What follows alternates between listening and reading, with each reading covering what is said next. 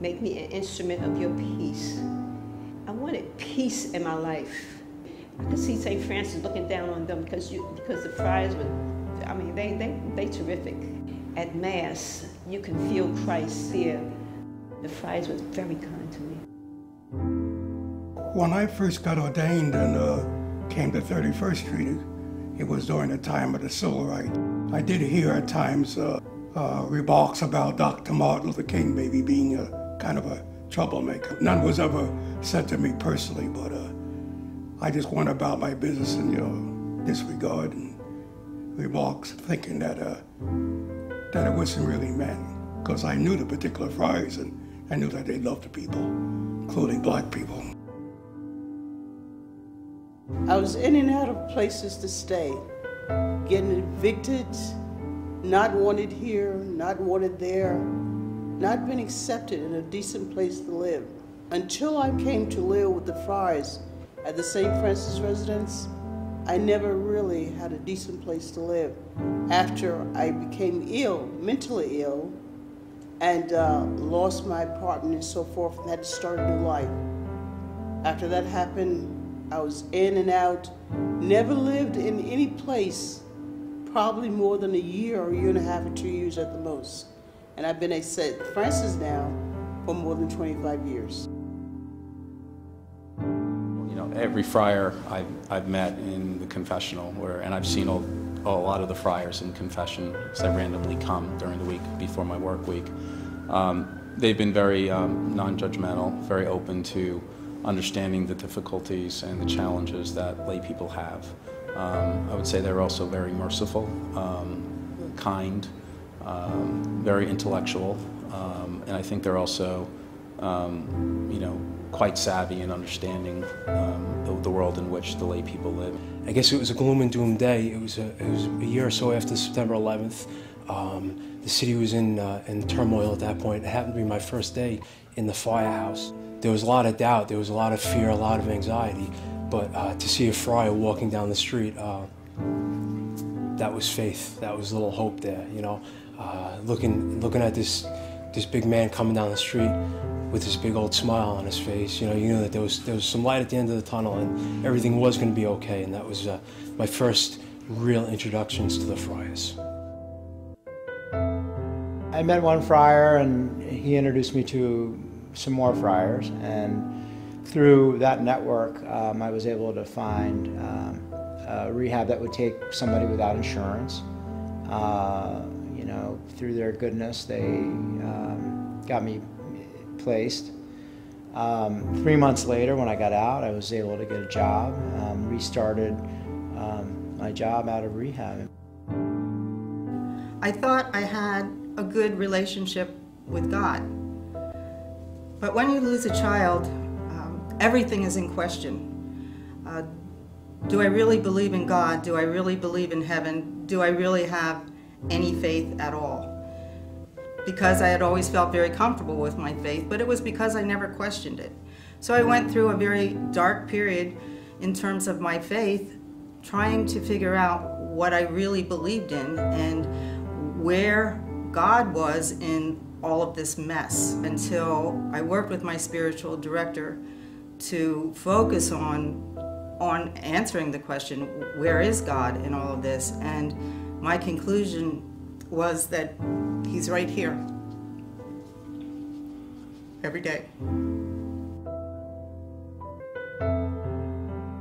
In my ministry in an urban school, I have seen lived out the movement from sadness to joy. I have seen a young student who is homeless, who every day after school meets her mother on the street, and they find a place to find shelter, because oftentimes the formal shelters have no place. They're overcrowded or they're violent. And so she and her mother find a place under a bridge to spend their night. And this movement in her life from sadness to joy has allowed her to come to a Catholic college prep school, graduate with a B average, and now is a successful student in college. That is a movement from sadness to joy, not only in her life, but in the life of her mother as well.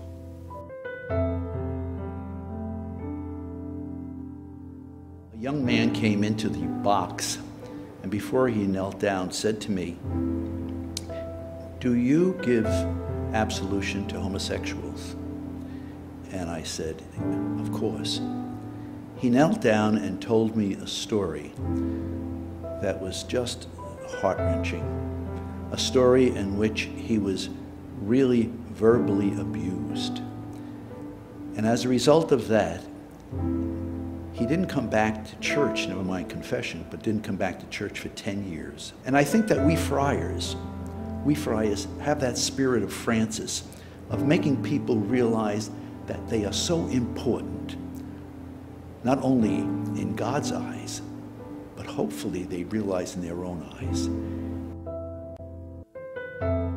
The people that I encountered in my ministry, the Filipino people, provided a sort of a home away from home for me. This particular woman of faith that I encountered in the Filipino community really touched me in the sense that we as Filipinos, we have this great sense of hospitality and friendship.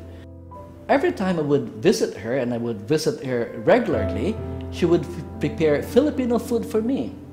In addition, we would have conversations surrounding about faith, and she has tremendous, difficult faith questions.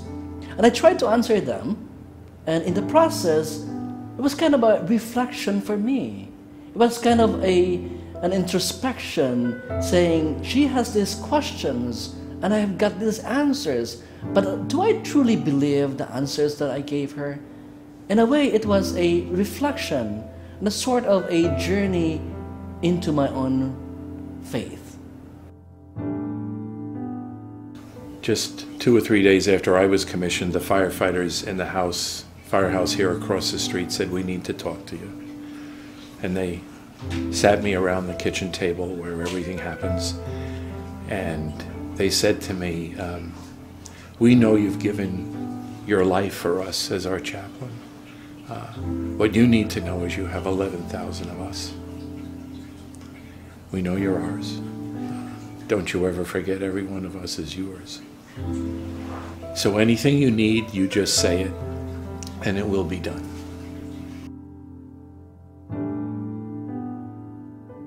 When I was in England, and the student very suddenly became dramatically ill. And I will never forget him collapsing into my arms and asking me, Brother Basil, am I going to live? And I said to him, John, yes, you're going to live.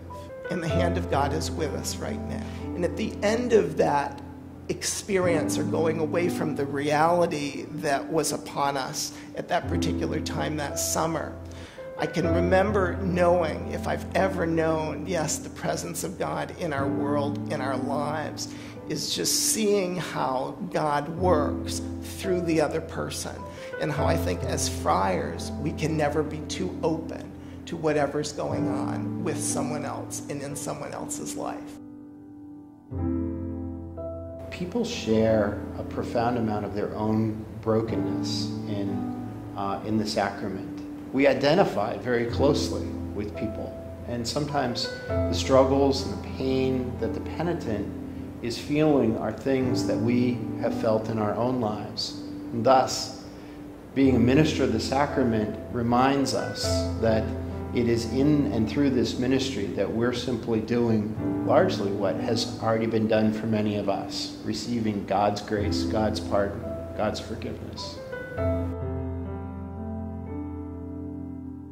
As we are told when we enter, that we are entering this family, my sense of family is that we care for one another, and we care for one another from the beginning until the end. And that has been a great privilege for me to be able to, on a daily basis, the time to be with my brothers as they walk towards their final yes to God.